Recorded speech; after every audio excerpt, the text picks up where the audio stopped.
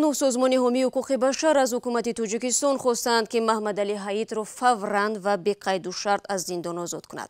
مسئولان سازمان ها روز 20 مارس از جمله هیومن رایتس واچ و کمیته نروژی هلسینکی از دیپلمات‌های مقیم دوشنبه خواستند که برای دیدار با محمد علی حییت و زندانی‌های دیگر اجازه بگیرند و رهایی فوری آنها را طلب کنند.